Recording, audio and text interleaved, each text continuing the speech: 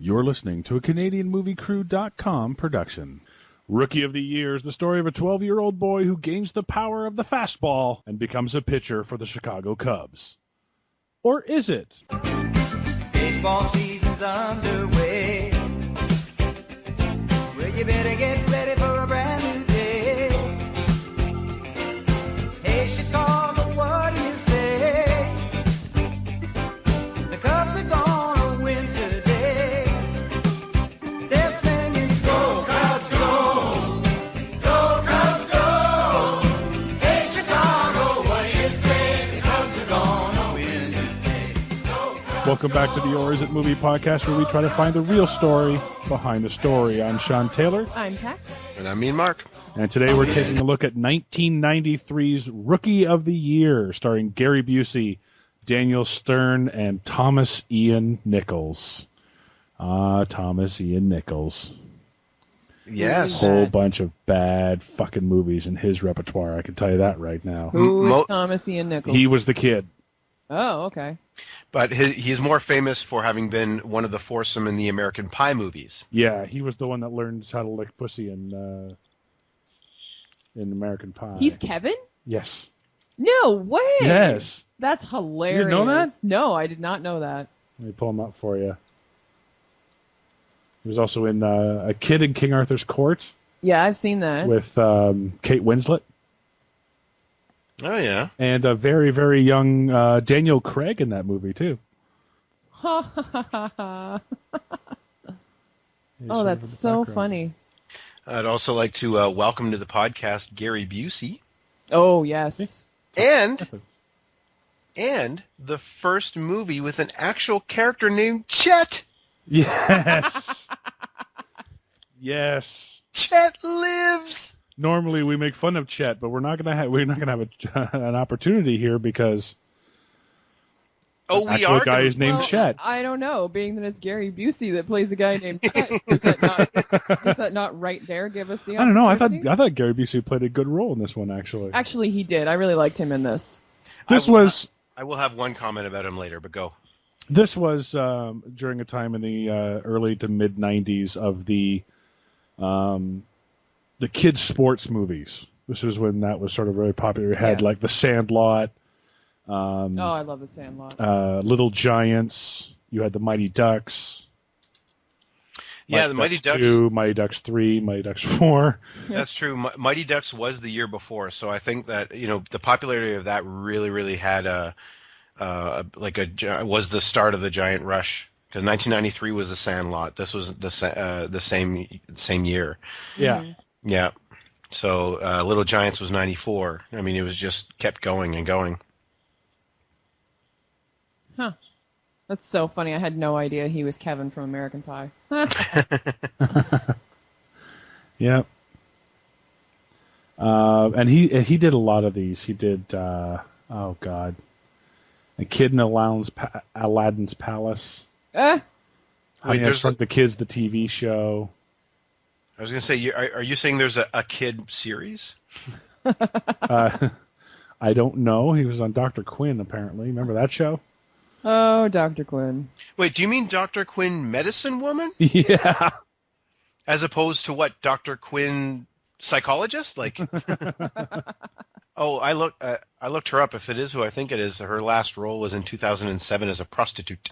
Yes. The love interest in this movie, just on a slight tangent here, the love interest for little Kevin, what's his name? Henry. Is the girl that goes on to play the chick in the really good hockey playing girl in Mighty Ducks 2 and 3. Oh. Oh, nice. Yeah. Julie. Yeah.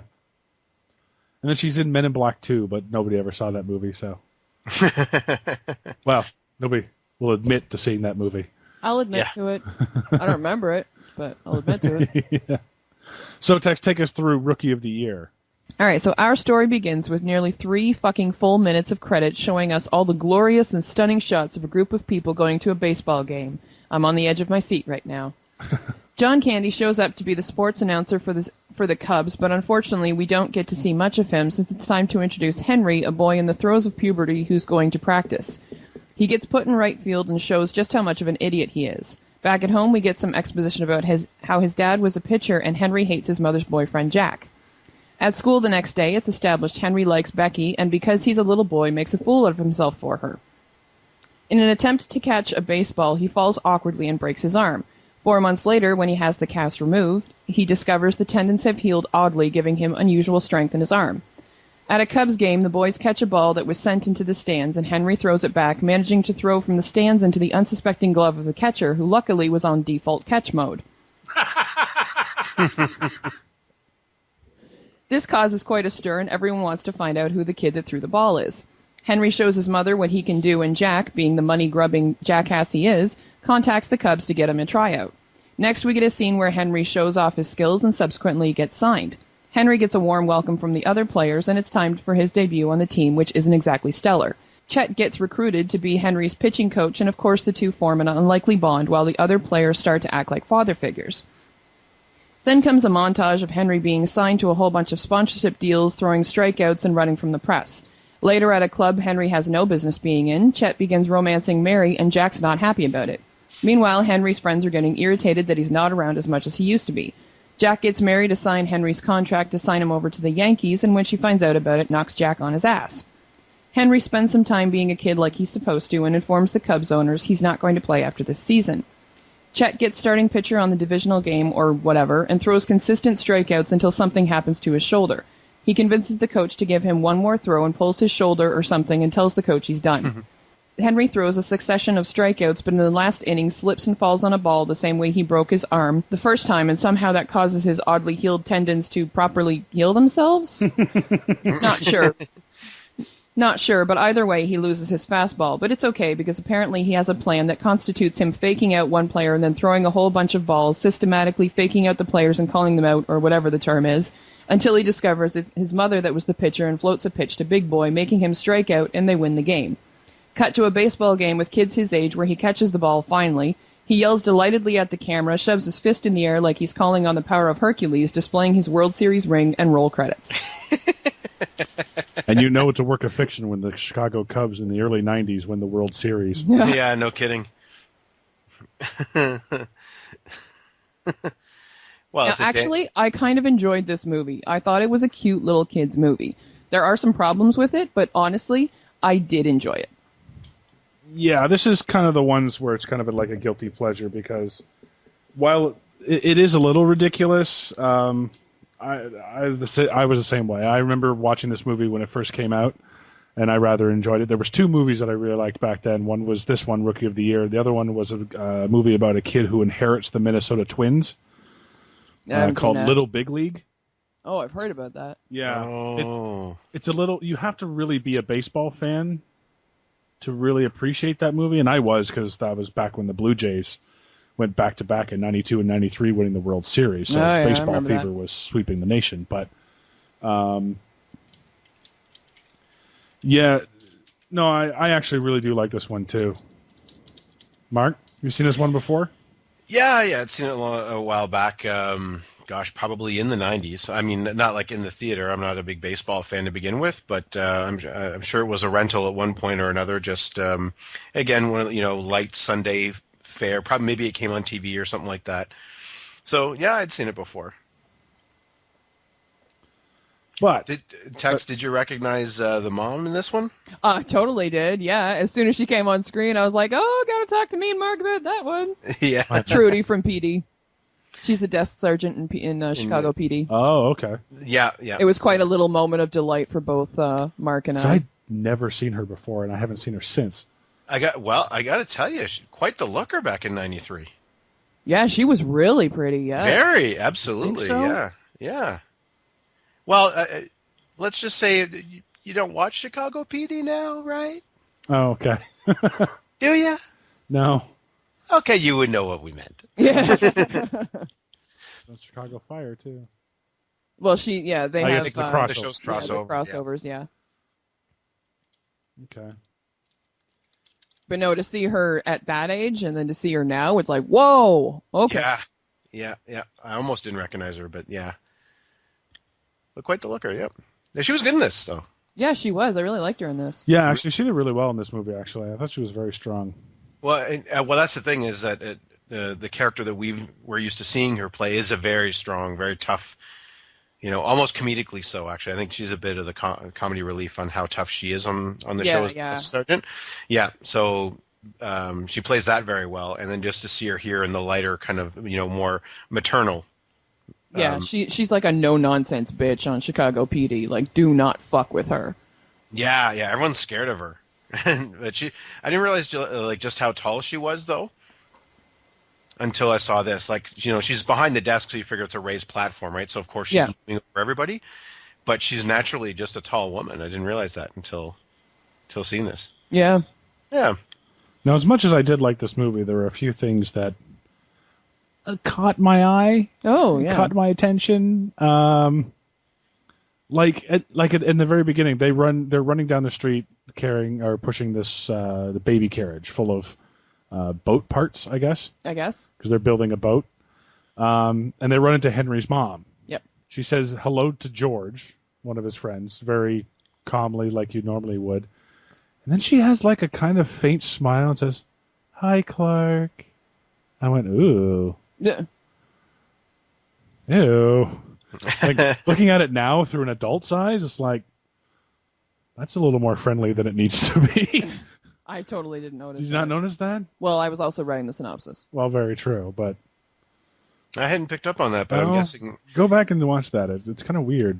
Something tells me young Clyde may have wrote but never published a song that goes something like, "Henry's mom has got it going on."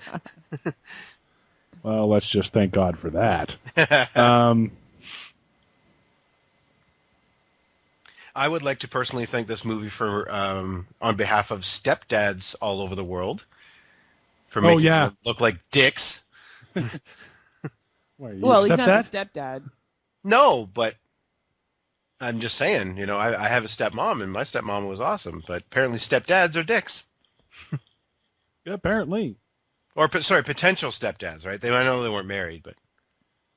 That happens a lot in movies, though, too. Yeah, mom's boyfriend's always a douchebag. Yeah, if they want to create some type of love story between somebody else, then she has to be with a douchebag first. Yep. And I know you said neither of you were really big baseball fans, right?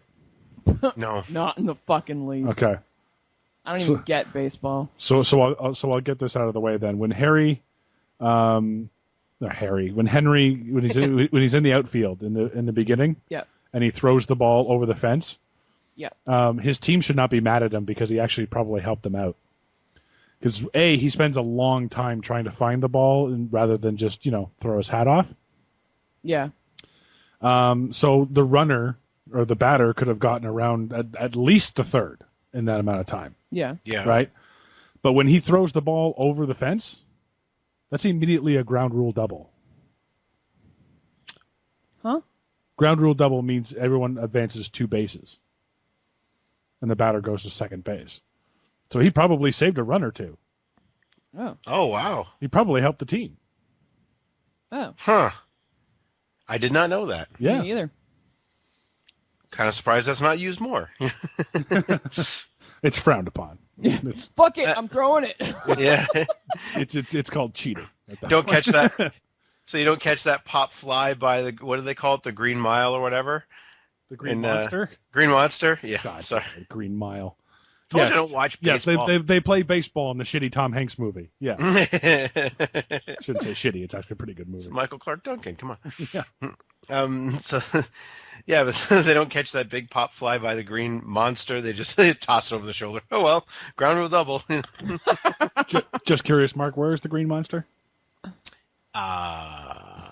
In a baseball field. I know that. Yeah. It's in Boston. I was going to say that. I got nothing on baseball, Mark. Well, okay, I'm not a fan of baseball, but I do admire a sport where at least at one point you could be called an athlete and still maintain a beer gut. Yeah. Yeah. So, and I know these days it's not like that. Like they put them through a more intensive training regime, and everybody at least looks like they've done steroids. No, they don't. Have you actually seen? I still see baseball players every so often. Yeah, no, they don't. Oh, really? I haven't really checked in on it in the last little while. Yeah, and their uniforms have gotten ridiculous. Now they look like pajamas. Oh, they've always looked like pajamas. No. You should see turn of the century baseball uniforms. Trust me, they I look have more seen like turn of the century baseball and their baseball uniforms, and they're better than they are now. Now they look like saggy pajamas. At least they kind of looked like they fit before. Now they look not like turn of the saggy century. pajamas. They were baggier back then. Yeah, but they still didn't look as bad as they look now. Now they look like baggy onesies. Oh, you took my onesie joke. I was gonna say if they ever did another expansion team, like are we gonna get like the Jacksonville onesies or Yeah, like Florida needs another team. Yeah, really. Sorry. Oh, by the way, this podcast, we have sponsors for this podcast. Right. Oh. Yep, this podcast is brought to you by Pepsi, Kellogg, and Reebok, who are all foaming at the mouth to sponsor this podcast. Yeah. You missed one, Mark. Which one? United Airlines. No, they said no. So that's what they fly. No, they very blatantly. No, in this movie. they definitely. There was actually a point when I was watching the movie and writing the synopsis, and it shows like one scene, and then it's very quickly cut away to show the plane landing, and I was like, but enough about that scene. This movie brought to you by United Airlines. Oh yeah, yeah. I kind of like muttered that to myself as I was watching it.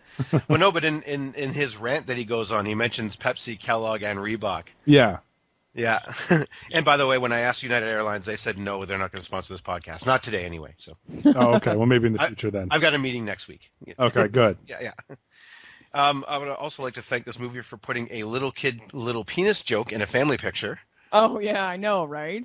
His first day in the locker room. Yep. Yeah, why wouldn't he have his own dressing room?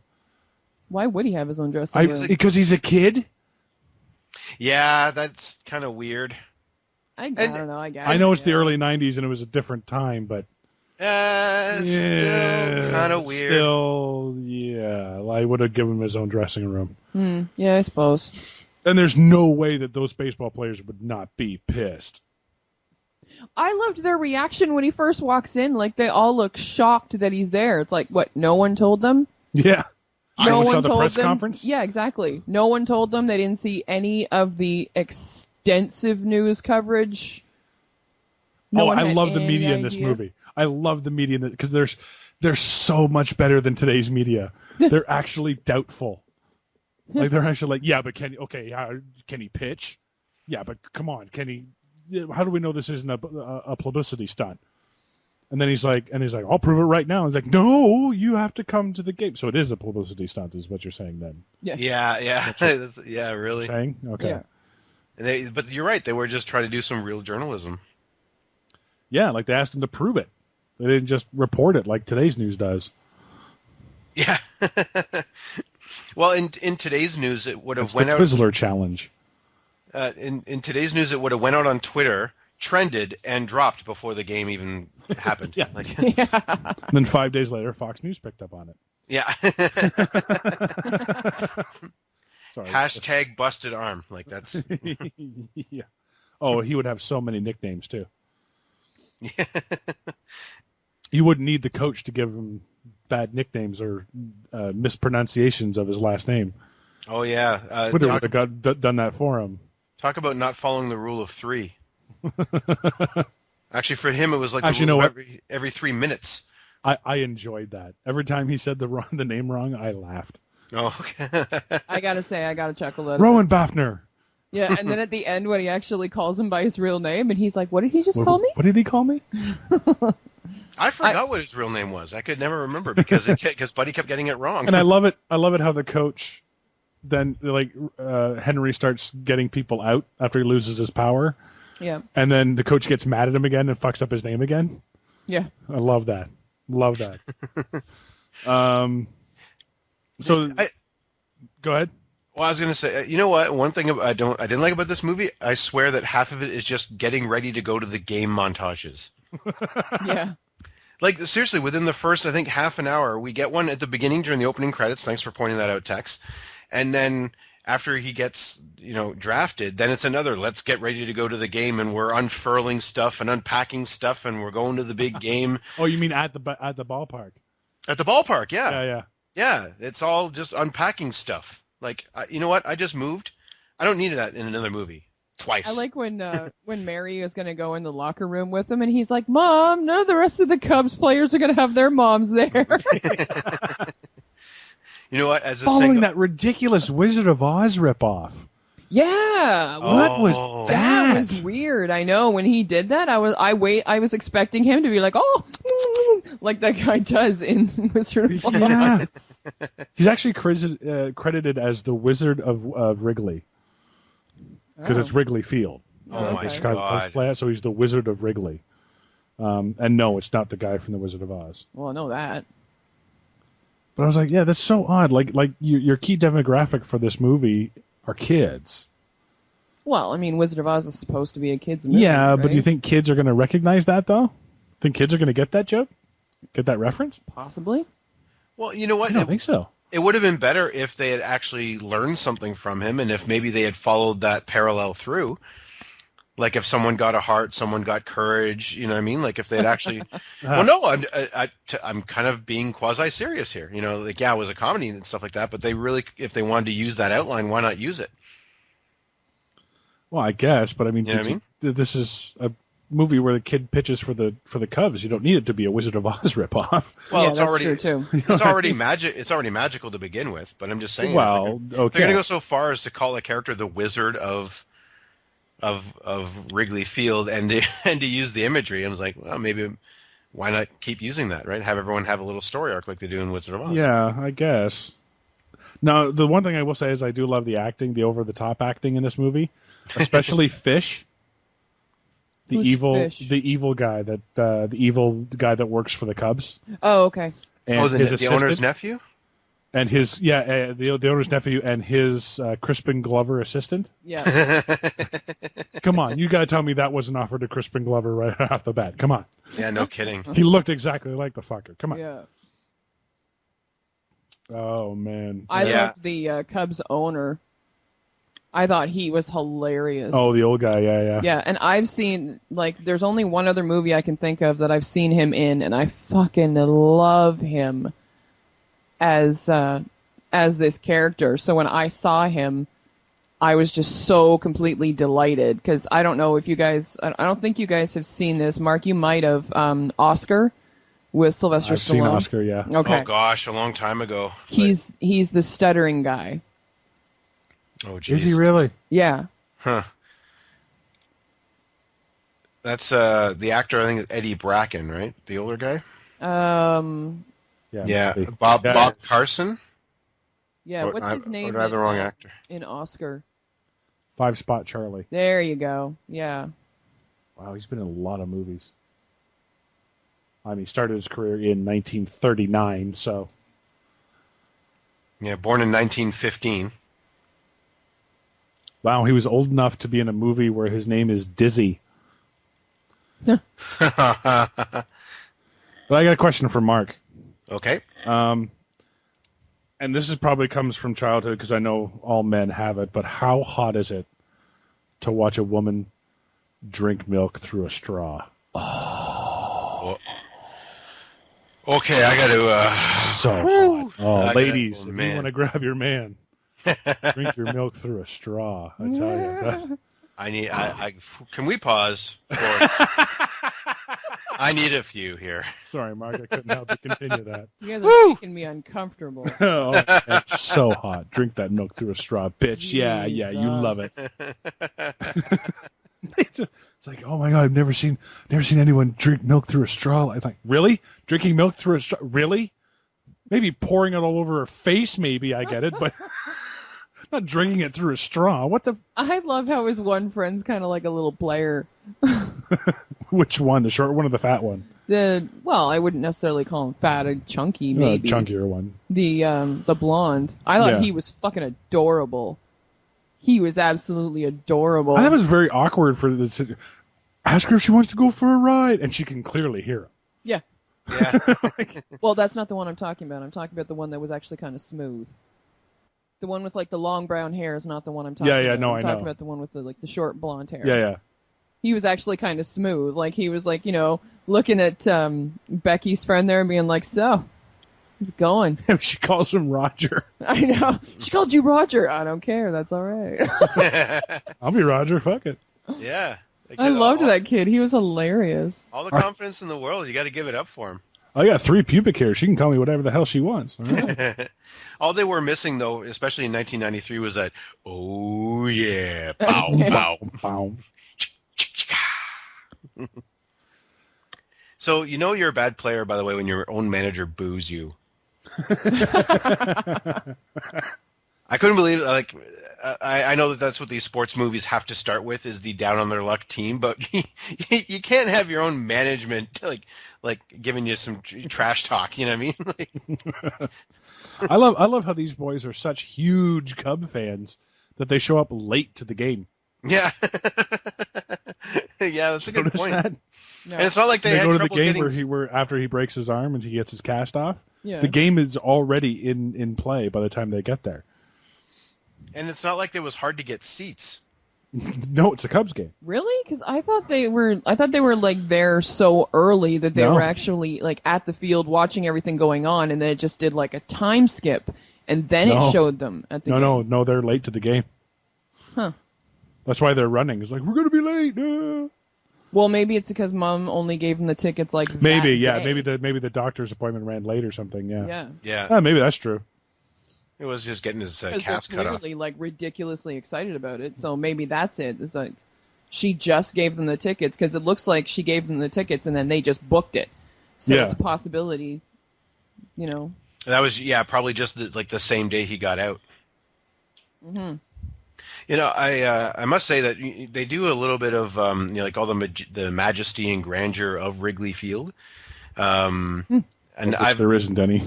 well, actually, I've driven by it once, just on one occasion. Didn't get to go in, but even from it was like a raised street, so you kind of go when you drive by, you're actually near the top of it, thanks to how the architecture works in the streets and all that. Oh. And it is quite impressive, actually. Like It just does how have big a it long is. storied history. I mean, Wrigley Field is probably one of the nicest looking parks. It has the big ivy wall for the home run wall. So it's not like the Sky Dome where you just have like the pads. Mm-hmm. You've been to Sky Dome, I assume. Yeah. So you just have the pads and players just run it. It's actually an ivy wall, and there's like I think it's about a foot deep of plants. Oh, that's cool. And of course, there's red, white, and blue, which is the colors of the Cubs, and And America. yeah, and America, and they do color it up nice. The problem is it's there for the Cubs, and Yeah. the Cubs famously suck. Now, I think they were in the World Series there a couple of years ago, weren't they? Oh, Did you're they asking win? the wrong person. Yeah, Yeah. Really, I Seriously. haven't. And or people. Yeah. I really haven't paid attention much to baseball since 1994 and the strike. So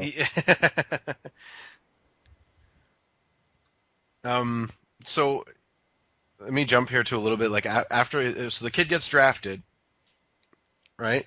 Yep. right, And when his first few games, he's missing, right? He's throwing wild, okay, because he can't control his power. But I can't believe how nasty the people are. He's a 12-year-old kid, which Yeah. they've all gotten behind. They chanted for him, and then when he throws throws a little bit wide or whatever, they start booing him. I'm like, do you know how far away that is? Like that's actually 65 feet, I think, something like that. yeah. Like most people, if they're gonna get to go and like say throw out the first pitch at a game as a guest, their Yeah. biggest worry is making it across the plate Or just making it to the plate. or to the plate. Yeah, exactly. Apparently, it's Seen actually a lot of the first pitches. They don't yeah, really. or they've got to come in if they got to get a lot closer to do it. Yeah, that's a crazy distance. It is, yeah. So just the fact that a 12-year-old could make it like the actual MLB distance to the plate, that's impressive enough. But no, this city just turns on him all of a sudden. Well, it's amazing to me. They're so crazy to see him, Yeah. and they haven't seen him yet. They have no idea even if he can pitch. So the publicity stunt worked. They're all behind him. Yeah. Pretty much. Henry, boo! It's very much a "what have you done for me lately" type of crowd. Oh, yeah. Yeah, the boat storyline or subplot. Yeah, they could have done without it. Yeah, I mean, I get it that there has to be some sort of crisis. Well, there didn't have to be really between like him and his friends. Actually, to be honest, yeah, the whole thing really could have gone because it doesn't really go anywhere. And they patch things up like that. Like it's really. But I thought that was realistic because that's how me and my friends did it. It's like, yeah, we got mad at each other and we don't really want to talk about it and we're cool now and I don't care and we need you for the boat. So come on. You guys ever done that? You have friends like that? Oh, Girls sure, don't but do it like that. Girls don't do no, right? Yeah. no, I will say guys do it like do that. it. But you know Oh, what? yeah, I'm sure guys do Yeah. it. Absolutely. I mean, there were two. We had these two kids on my school bus when we were like, really little, and they were best friends, and probably got in a like raging fist fight at least once a week. And 5 minutes after the fist fight, once they'd beaten the shit out of each other, they were best friends again. Yeah. So we got used Guys to are that simple. really, really quickly. But yeah, it's not like that with little girls. Like, Yeah. girls need to talk about shit. That's what why we when do. you have a fight with your girlfriend, it's very frustrating for us because we're like, no, we're good. It's been 2 hours. We're good. We're calmed down. We said everything we need to say. And you're still mad. I'm getting the look of death right now. I don't even mean to give you that look. I was actually just listening to you. I can't see anything below your eyes over the pop filter, so I was like, oh, look of death, probably. I'm just going to guess look of death. So me and Mark here live via satellite, After Tex is killed. and will apparently get to remain live for now. You know, Sean Taylor had to exit the podcast. We'll be... So Rather Mark, abruptly. so, Mark, do you have an opinion about? No, absolutely not. Okay, Not we at all all. know that I am not the typical woman like that. Um, So for me, it is actually different. If we Yeah. had a fight, okay, it's over. No, I think you fall under normal women things like that because I don't see women ever doing that myself. I see them; they usually get angry for a while, and then one of them will reach out to their friends, and then it'll be smoothed over through talking and Okay, but to put that in context with you and I have had fights, yeah, and we're fine.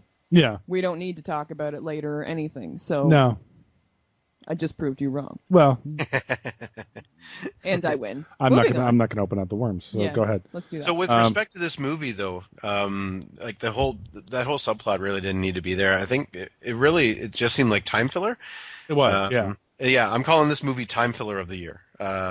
Because all of the getting ready to go to the baseball scenes, they do that a couple of times.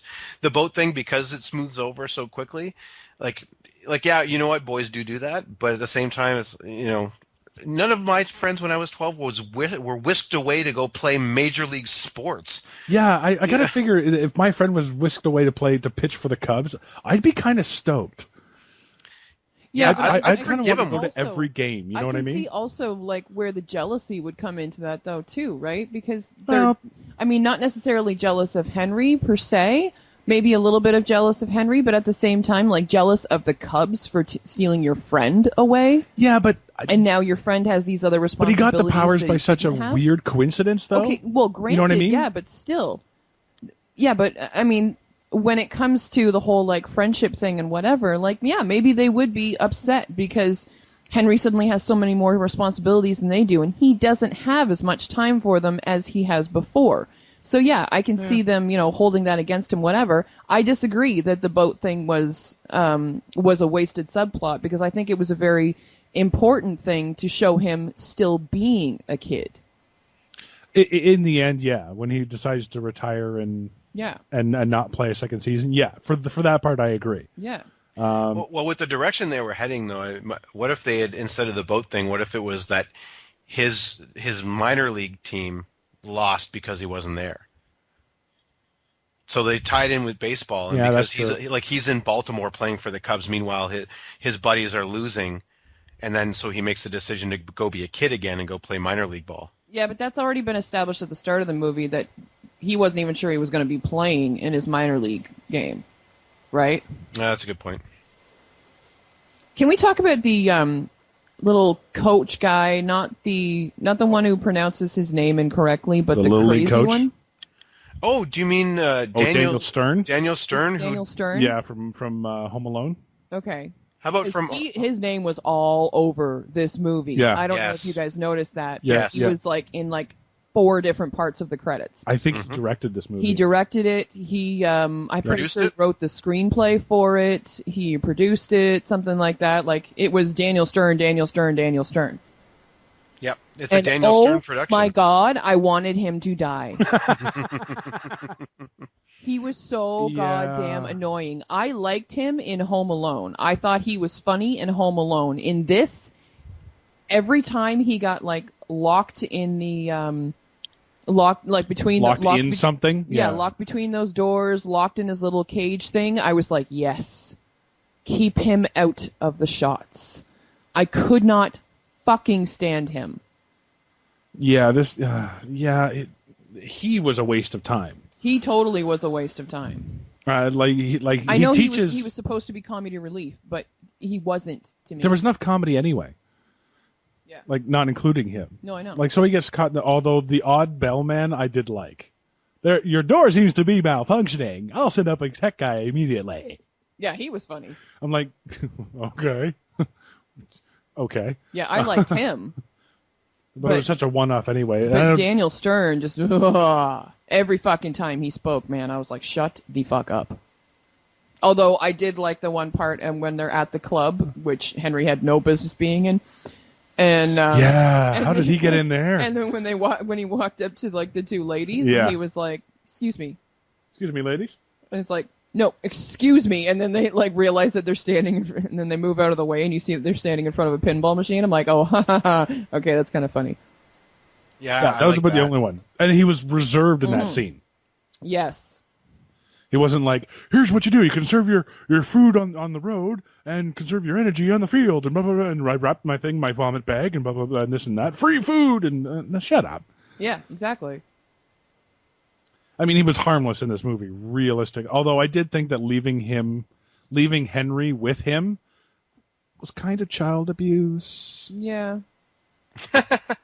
Kind of. Yeah, no, absolutely. I think you could consider that to be child abuse. Yes. Just saying.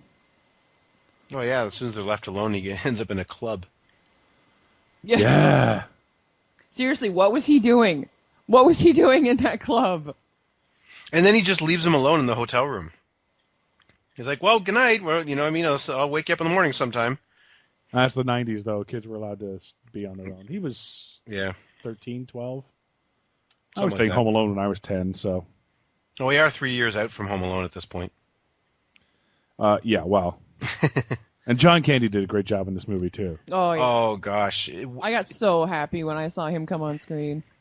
I was The like, only re- oh, I haven't seen you in a movie in so long. the only reason I was sad to see him is because I wish he'd had a bigger part. Yeah. No, But I I did think like he had a his good part. I did like his part though, and I love how he's like losing his fucking mind. And all of a sudden he's like, "Oh, we're on the air." Right, yes. But I've never said it like that. World's in, I'm on the air, and we'll be right back. Click. And he was obviously playing off of the Bob Eubanks character from Major League. Oh yeah, yeah. Oh my god, I love Major League. But yeah, no, I think he added his own spin on it. I think it was very funny.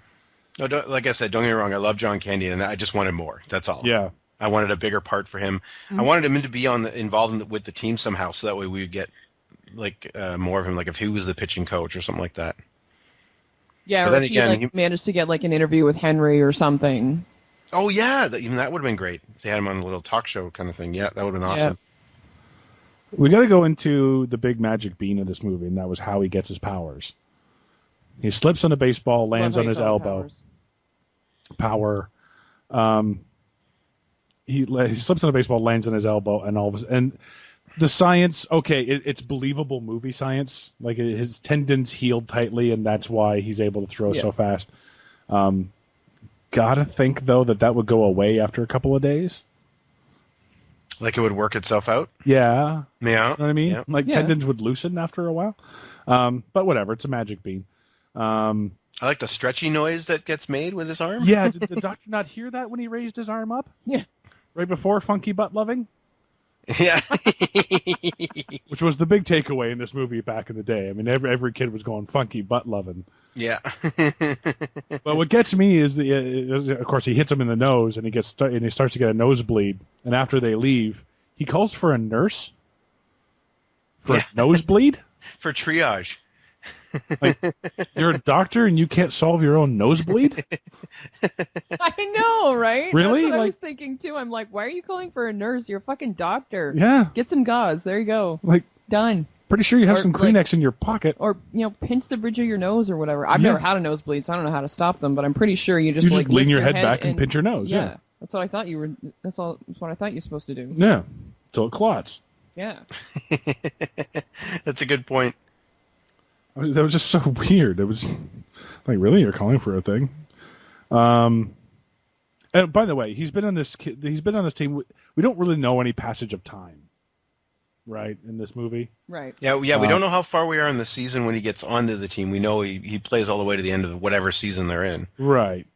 But I think the implication though is like it's at the start of the season when this he movie's- joins, pretty much Early on? Yeah, near the beginning of the season, and obviously after the school year because it's the summer, obviously. Yeah. Well, it's been 4 months since he broke his arm because like the movie starts off. I'm pretty sure it's the start of the season, and then Yes. 4 months he has the cast on. Yeah.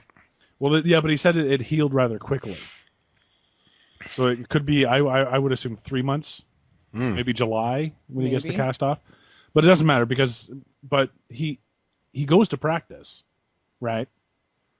So a 12-year-old boy is now playing for the Chicago Cubs in Major League Baseball. Yeah. He goes to practice.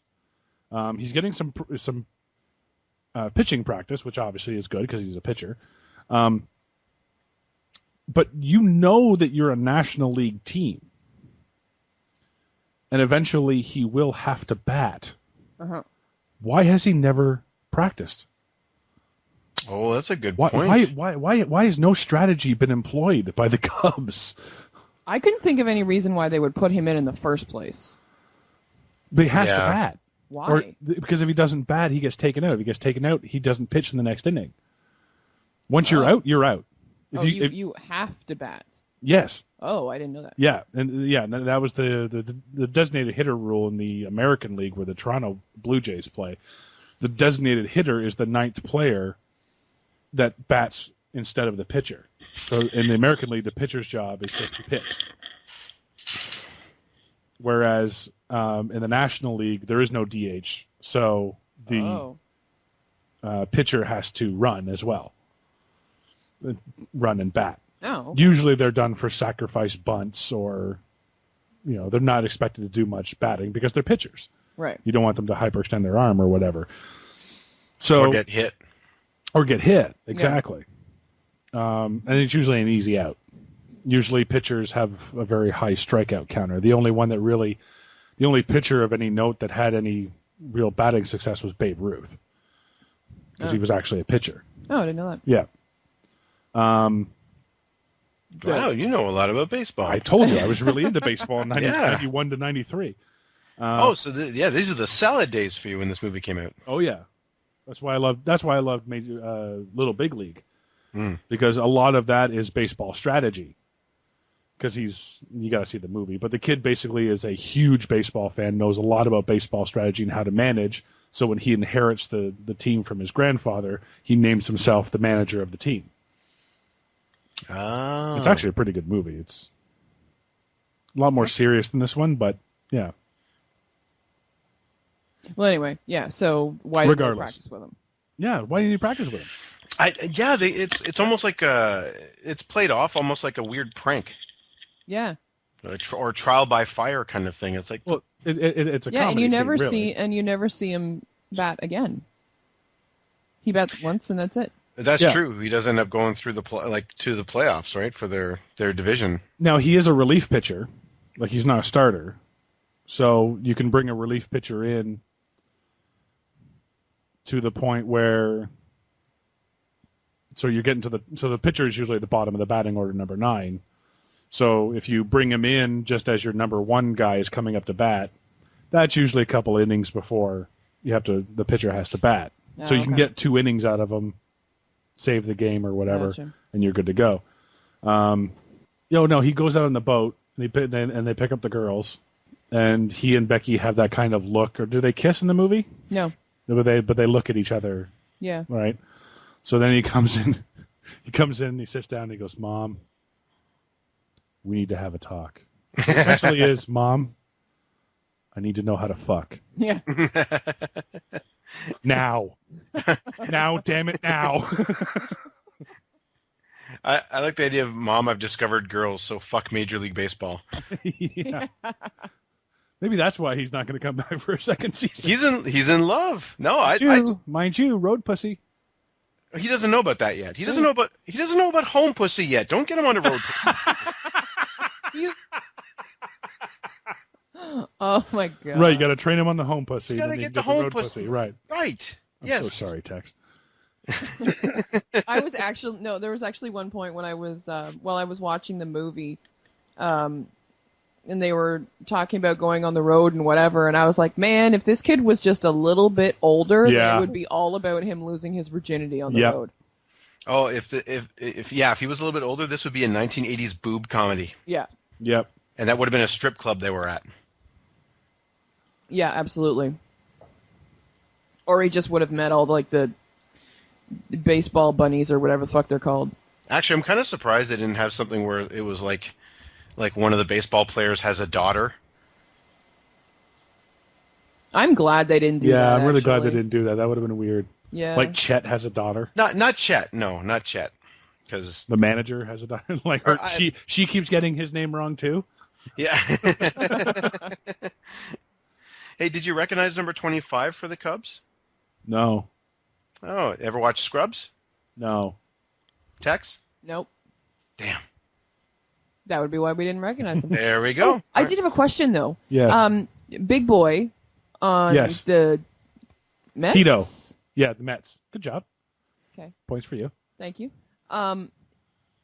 Who is he? I know him. Not much. He hasn't been in much, actually. I looked him up last night. Tom Milovich. Milanovic. He was in Groundhog Day. Okay. He was in Keanu Reeves' Excessive Hardball. Never heard of it. Then not much else. Novocaine, Hardball. Did you see Hardball? No. No. Did you ever see Steven Seagal's Above the Law? Yes. Okay, he got beat up by Steven Seagal in a bar. Maybe that's it. Yeah, he looks like someone famous, but I can't play. I can't place him I either, know but it's I've not seen him in something. I know I have, and I was like, is he like a wrestler or something? Could have been. You know who he looks like?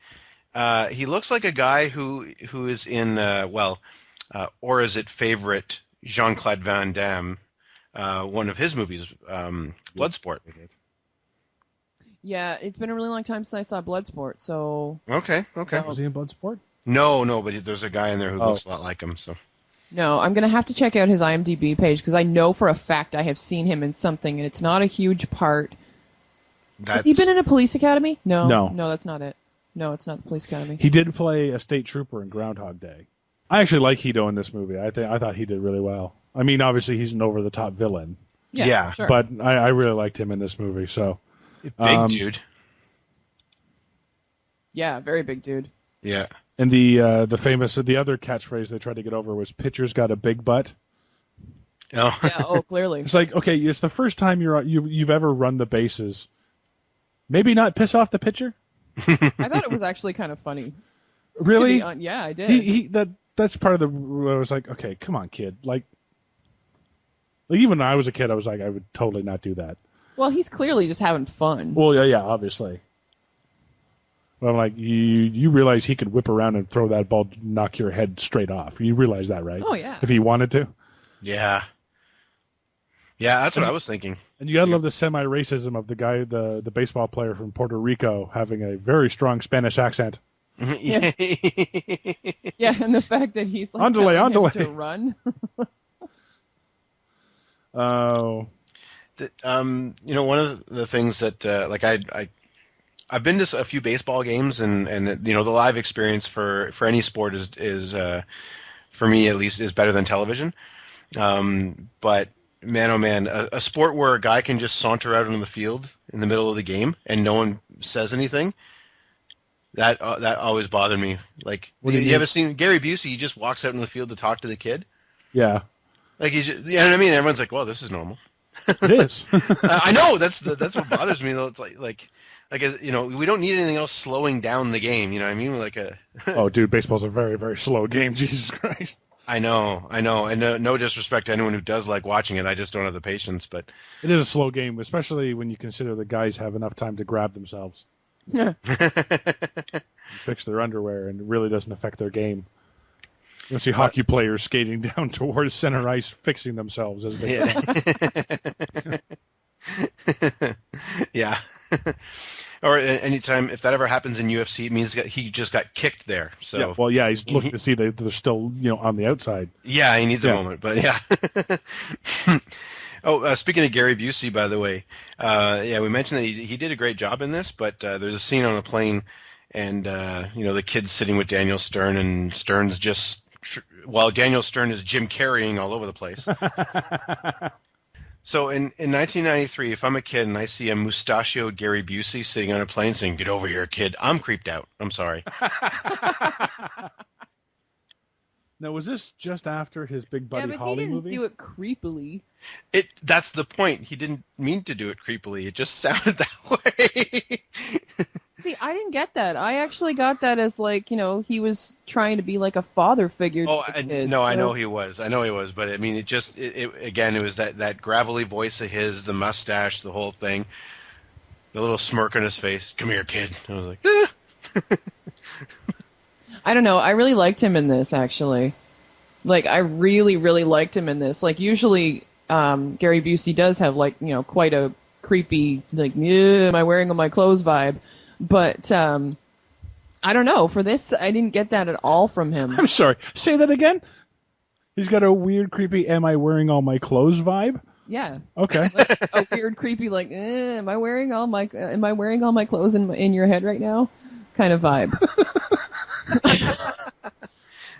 Alrighty then. It's fucking true. There are guys who will give you that creepy vibe where you're just like, oh god, I hope I'm close. Okay. Oh, I see. Oh, I thought you meant that Gary Busey is thinking, am I wearing all of my clothes in your head? No. Okay, No, I see. You are what you wondering as the person looks at you. mean. If they're picturing you naked, right? Yes. Okay, I get it. Now you understand my confusion. Yeah. No, he was good in this movie, of course. So I was just saying that one scene, it was just like, whoa. But yeah. But then he has his little moment with him. It's all good. Now I liked. Now the thing when Henry slips on the ball. What was the ball doing there in the first place? Well, that's actually where balls are left. Balls are left rolled up to the pitcher's mound. Oh, okay. And the Well, if pitcher- he knew that, then why was he looking for it? Yeah, exactly. But he was looking up at the crowd, so I can let that go. But when he slips on the ball, both at the beginning and at the end, he falls from a tremendous height, does he not? Yeah, he gets a lot of air off that. Like he's Yeah, almost he gets a lot of air off both of those. like he is upside down vertical when he falls, especially at the end. So it should have broken his arm again, rather than just heal his tendons. It Yeah. should have broken his arm again. Yeah. Yes. Like, okay, I was like, that's a very severe height for just a slip and fall. Yeah, that's like you said, it's the magic bean of this movie, right? But that's where, that's top turnbuckle, Yeah. That actually brings me to a point where a little note that I have here. I love how people consistently talk to each other over incredibly long distances. As if you The Mother's actually Jedi be- powers, yeah. As if you'd actually be able to hear them. Like, he talks to the catcher back and forth, and it's like, okay, there's no possible way No, you can't. you'd be able to hear, Yep. like, 60 however feet away Yes, over screaming fans. because they do. Yeah, okay, sure. Yeah. Fine. Sound goes up. Yep. Okay, It's true. all right. But, and he can talk to his mom?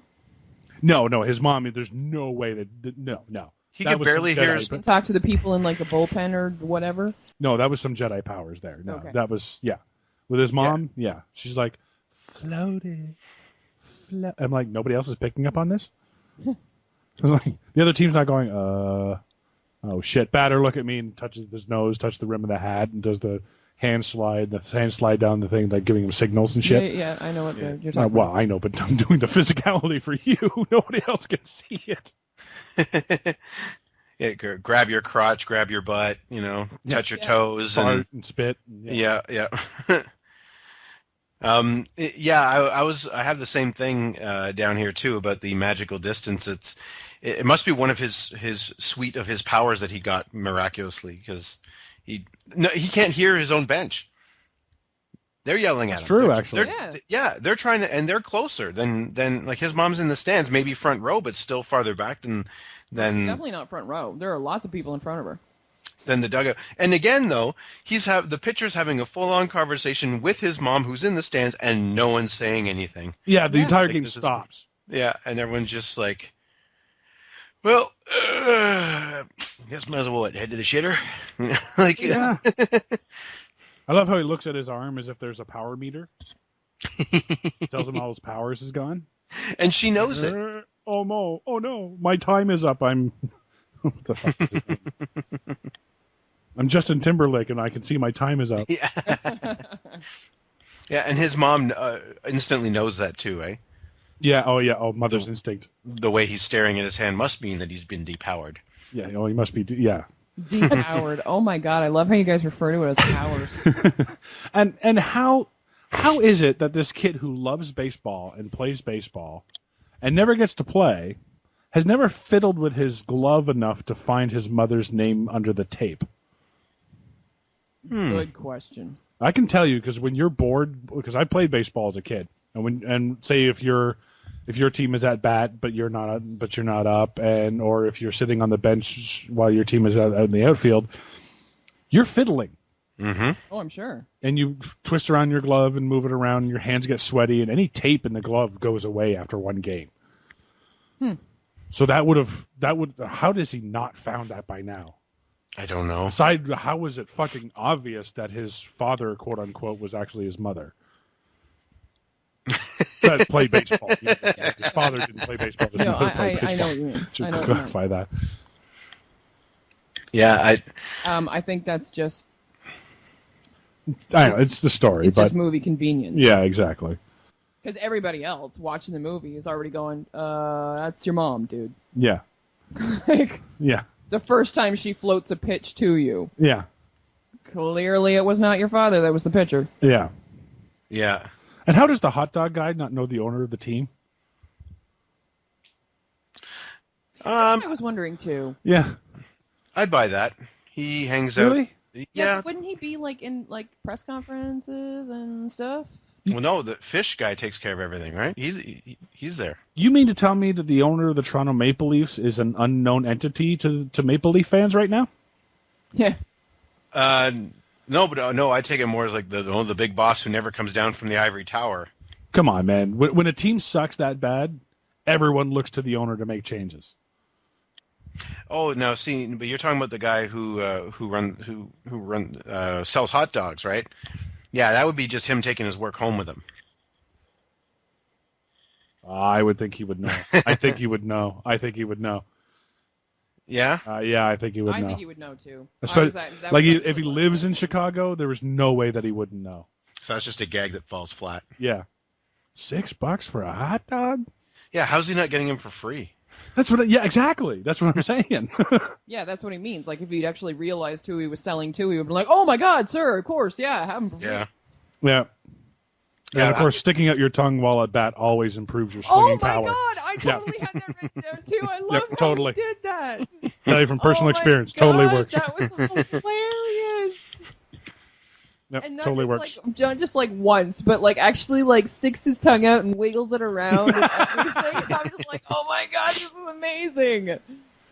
I really did enjoy that scene. Like I thought that was really fun. How he like gets all the guys, like he's got the ball hidden and whatever, and then does the The chicken thing. yeah, And does the fake out thing and everything. that leads like to The That was best line in the movie. What?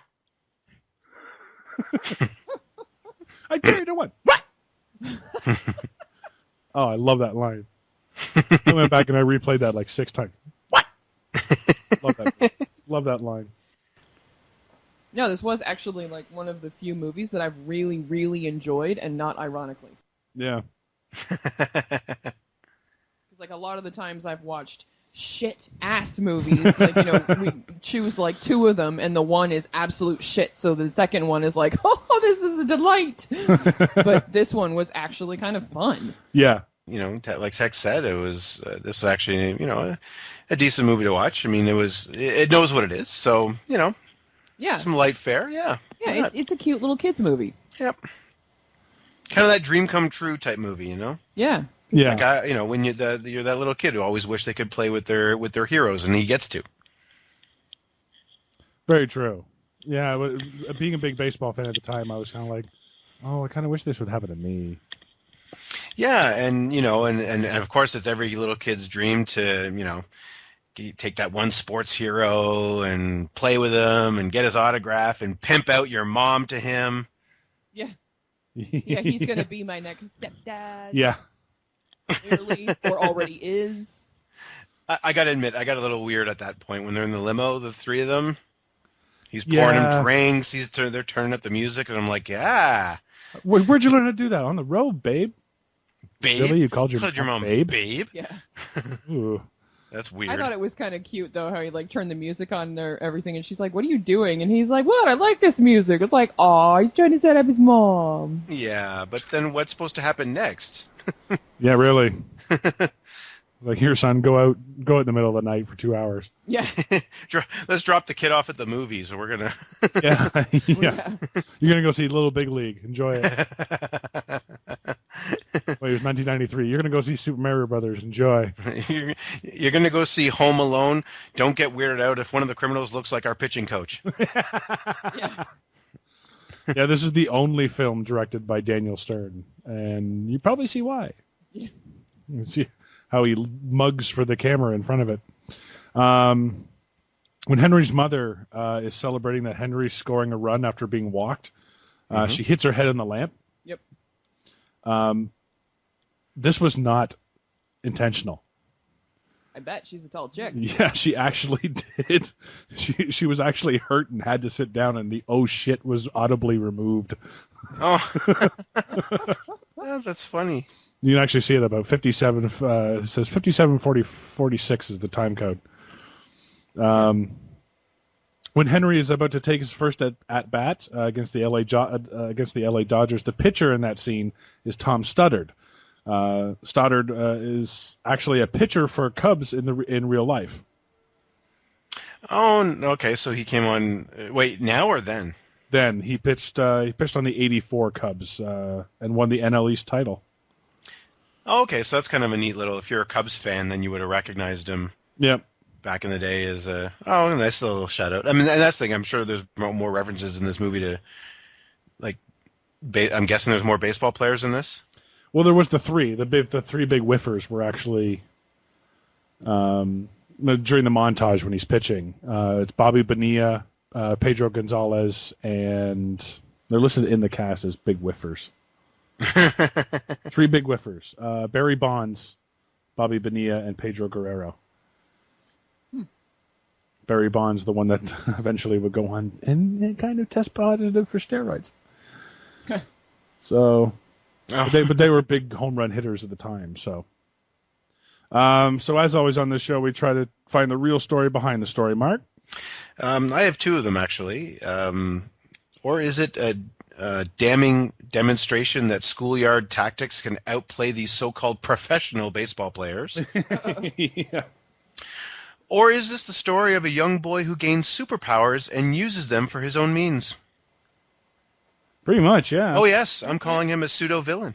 We didn't talk at all about the stepdad No, not really. and how he becomes his agent. Yes, the evil agent.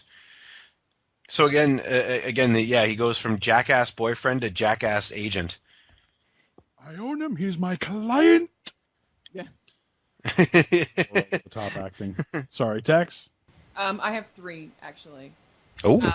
Is it the secret fantasy of a diehard Cubs fan? Is it the story of a band of heroes overcoming their baser instincts and not giving in to temptation and killing the stupid little pseudo coach? Because I hated that fucking guy. Or is it the story of a sports announcer who finally had his dream realized by being able to call a winning season for the Cubs? And the story was all about John Candy. John Candy. Right. Yeah. That's Actually, great. Tex, I'm kind of going your way. I called it, or is it the tragic story of Hito, the man who fulfilled the prophecy set forth in the poem Casey at the Bat? There was no joy in Wrigley Field that day. Mighty Hito struck out. I love that guy. Unfortunately, that guy died in 2003. Oh. Yeah, and it looks like he was loved, which is kind of sad. But he gave it, and he's actually, I saw a few posts on IMDb calling him one of the greatest movie villains of all time. Oh, really? I was like, well, I don't know if I go that far, but he was pretty good. Oh, he was very good, yeah. You got nothing. I know it. You know it. You're mine. He's so over the top. I love it. Kind of looked like Hacksaw Jim Duggan. Kind of, yeah, especially when he stuck his tongue out. Yeah. Should have been swinging a 2x4. Dusty Rhodes would have called it. Well, that's just going to about do it for Rookie of the Year. I'm Sean Taylor. I'm Tex. And I mean Mark. Join us next time when we'll go a little blue with the porn parody of Disney's theme park movie adaptation. Johnny Depp and Orlando Boom Boom star in Pigtails of the Caribbean, The Curse of the White Pearl Necklace.